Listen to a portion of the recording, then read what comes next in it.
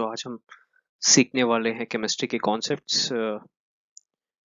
तो एक chemical reaction को कैसे बैलेंस करना है, how to balance a chemical reaction और केमिकल इक्वेशंस। सो इस सेक्शन में हम देखेंगे कि एक केमिकल रिएक्शन को या केमिकल इक्वेशन को कैसे बैलेंस करना है। तो पहले हम जान लेते हैं कि केमिकल इक्वेशन होता क्या है। Chemical equation is a symbolic representation of chemical reaction।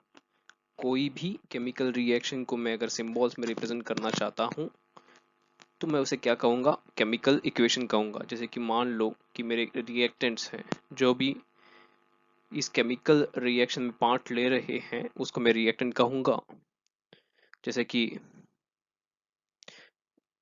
मान लो मैंने एक वर्ड इक्वेशन लिखा हुआ है, जैसे कि मैग्नीशियम रिएक्ट हो रहा है किसके साथ, ऑक्सीजन के साथ, तो वो फॉर्म करेगा मैग्नीशियम ऑक्साइड। तो यह मेरा वर्ड इक्वेशन है, इसे मैं इस रिएक्शन को मैं एक इक्वेशन के टाइप में लिख रहा हूं। तो ये जो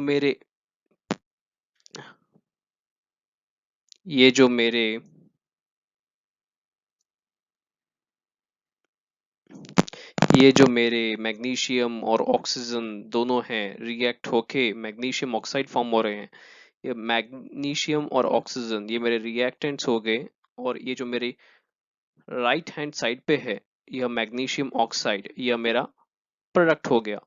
तो इसी को मैं यह बहुत आसान करने के लिए मैं और भी आसान तरीके में लिखना चाहता हूँ। तो मैं इसे कैसे लिखूंगा, सिंबल्स यूज करके लिखूंगा कि मैग्नीशियम का सिंबल होता है Mg और ऑक्सीजन का सिंबल होता है O। तो मैं इसे सिंबॉलिक रिप्रेजेंटेशन में लिखूंगा, उसे मैं कहूंगा स्केलेटल केमिकल इक्वेशंस। यहाँ पे Mg मैग्नीशियम का सिंबल Mg होता है, Mg प्लस ऑक्सीजन का सिंबल होता है O2। तो यह दोनों जब रिएक्ट होंगे तो इसका जो प्रोडक्ट होगा मैं उसे राइट हैंड साइड पे लिखूंगा। और ये प्रोडक्ट दिस रिएक्टेंट मुझे प्रोडक्ट देगा। इसको दिखाने के लिए मैंने एरो मार्क लिया है। और मैग्नीशियम और ऑक्सीजन दोनों कंबाइन होके मुझे मैग्नीशियम ऑक्साइड फॉर्म करेंगे MgO। मैग्नीशियम का सिंबल होता है Mg, ऑक्सीजन का सिंबल होता है O2। तो ये मुझे MgO प्रोडक्ट देगा। तो केमिकल इक्वेशंस कितने टाइप के होते हैं, इसमें टाइप्स क्या होते हैं। तो हम केमिकल इक्वेशंस या एटम्स के नंबर्स पर हमने केमिकल इक्वेशन को दो तरह से डिवाइड किया गया है।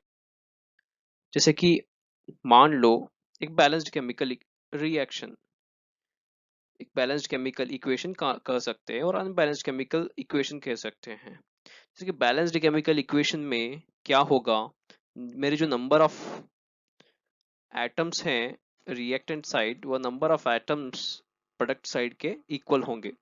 तो वैसे ही अनबैलेंस्ड केमिकल रिएक्शन में नंबर ऑफ एटम्स जो रिएक्टेंट साइड पे है वो number of atoms in the product side के इक्वल नहीं होंगे।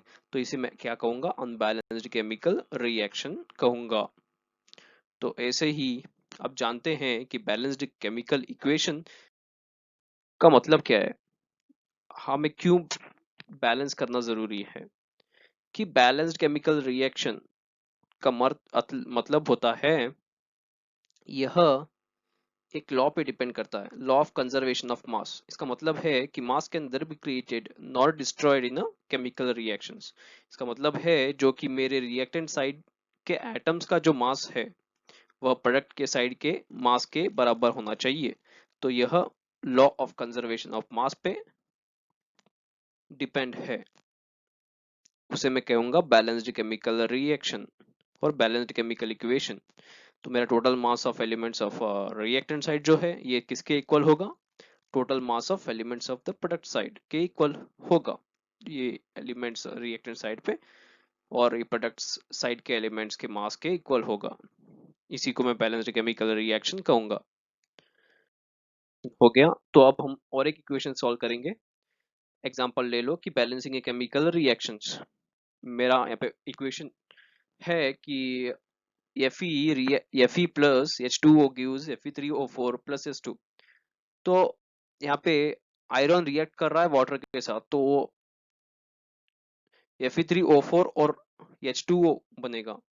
तो मुझे इसे बैलेंस करना है, तो फर्स्ट मैं क्या करूंगा, इसके अराउंड ये जो इक्वेशन दिया गया है उसके अराउंड एक बॉक्स ड्रॉ कर लूंगा। तो ये मेरा बॉक्स मैंने ड्रॉ कर लिया। तो next step is to find out listing the number of elements present in above equation. इसका मतलब है कि अबो इक्वेशन में रिएक्टेंट साइड पे कितने एटम्स है, रिएक्टेंट साइड पे कितने एटम्स है, और ये प्रोडक्ट साइड पे कितने एटम्स है, मुझे नोट डाउन करना पड़ेगा, एक टेबल बनाना पड़ेगा।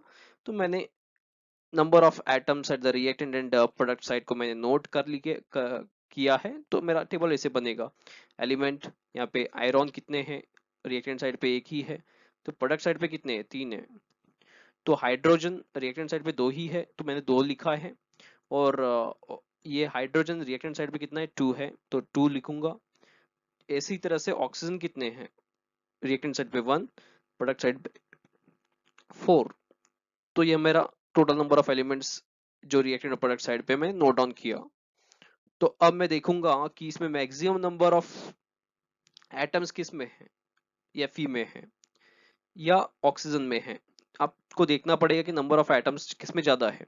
तो ऑक्सीजन में सबसे ज्यादा एटम्स आपको देखने को मिलेंगे, तो 4 एटम्स। तो ये मेरा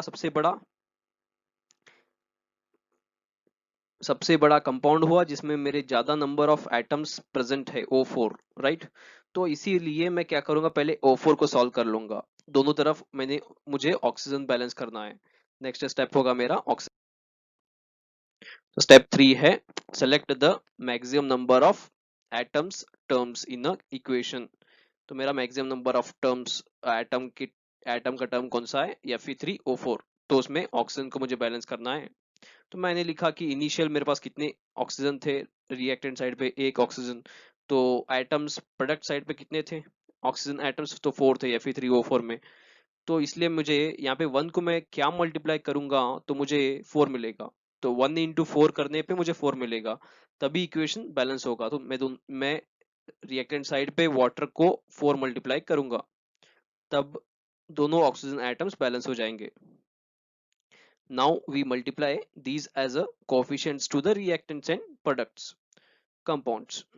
तो अभी Fe plus 4H2O, जैसे कि मैंने 4 मल्टीप्लाई किया वाटर को, तो 4H2O plus Fe3O4 plus H2, ये मेरा इक्वेशन हो गया।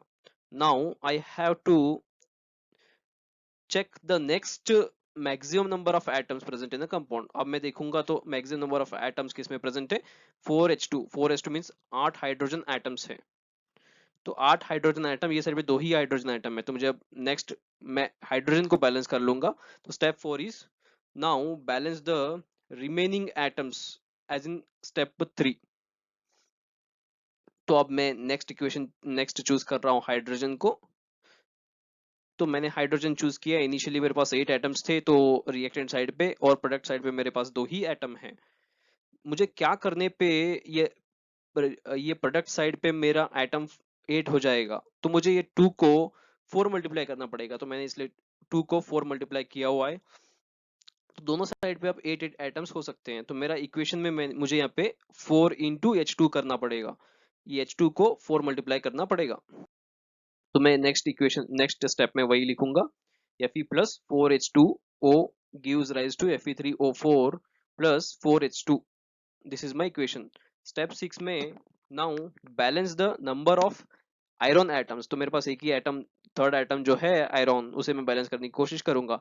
यहाँ पे 1 आयरन एटम है, तो यहाँ पे 3 आयरन एटम्स हैं, तो मुझे बैलेंस करना होगा। तो मैं कैसे बैलेंस करूंगा, तो पहले मैं नंबर ऑफ एटम्स आयरन के दोनों साइड पे लिखूंगा। ये साइड पे 1 है, तो ये साइड पे 3 है।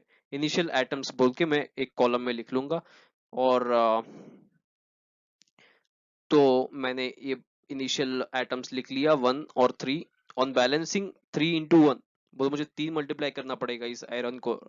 ये जो मेरा लेफ्ट हैंड साइड पे है आयरन रिएक्टेंट साइड पे, तो उससे मुझे 3 मल्टीप्लाई करना पड़ेगा, तो तब दोनों भी 3 के इक्वल हो जाएगा, तो मेरा इक्वेशन बनेगा 3Fe plus 4S2O, this gives rise to Fe3O4 plus 4S2। तो स्टेप 7 क्या होगा? Now check whether number of atoms of reactant in product are equal. अब मेरे दोनों रिएक्टेंट और प्रोडक्ट के एटम्स दोनों बैलेंस्ड है या नहीं, ये चेक करना है। ये साइड पे 3Fe है, ये साइड पे Fe3 है, तो 3 आयरन एटम्स हैं। हाइड्रोजन के एटम्स कितने हैं? 8 है। ये साइड रिएक्टेंट साइड पे 8 है, तो ये साइड पे भी 8 ही है। तो यहाँ ये साइड पे कितना ऑक्सीजन है? 4 ऑक्सीजन एटम है, तो ये साइड भी 4 ऑक्सीजन एटम है, तो ये बैलेंस्ड है, चेक करना है। तो अभी हमने टेबल बनाया फिर से। ऑक्सीजन एटम दोनों साइड पे 4 4 है, हाइड्रोजन एटम्स भी दोनों साइड पे 8 8 बन गए, और Fe भी 3 3 एटम्स बन चुके हैं। तो अब मैं बोलूंगा कि ये बैलेंस्ड केमिकल इक्वेशन है। अभी मुझे इनके स्टेट्स के बारे में लिखना पड़ेगा। तो आयरन हमेशा से सॉलिड रहता है, तो 3Fe is in solid state, तो मैं स्मॉल लेटर एस यूज करता हूँ। 4H2O water is in a liquid state, और Fe3O4 it is also in a solid state, तो ये भी सॉलिड स्टेट में रहेगा, और हाइड्रोजन जो है मेरा गैस स्टेट में रहेगा। तो इसे मैं रिप्रेजेंट कर रहा हूँ सिंबल्स के साथ। सॉलिड बोल तो स्मॉल एस, लिक्विड बोल तो स्मॉल एल, गैस बोल तो स्मॉल जी, लाइक दैट। तो और मैं यहाँ पे रिएक्शन के एरो मार्क पर मैं टेम्परेचर और प्रेशर या कैटलिस्ट भी मैं लिखता हूँ। अगर मैं कोई कैटलिस्ट यूज कर रहा हूँ, या कोई टेम्परेचर पर्टिकुलर टेम्परेचर पे मेरा रिएक्शन हो रहा है, तो मैं वो भी लिखता हूँ। तो like that we can solve this equations. तो आगे हम इन इक्वेशंस के बेस्ड क्वेश्चंस पे भी थोड़ा ध्यान देंगे। इसी तरह से हमारे साथ बने रहिए इस वीडियो में। Thank you.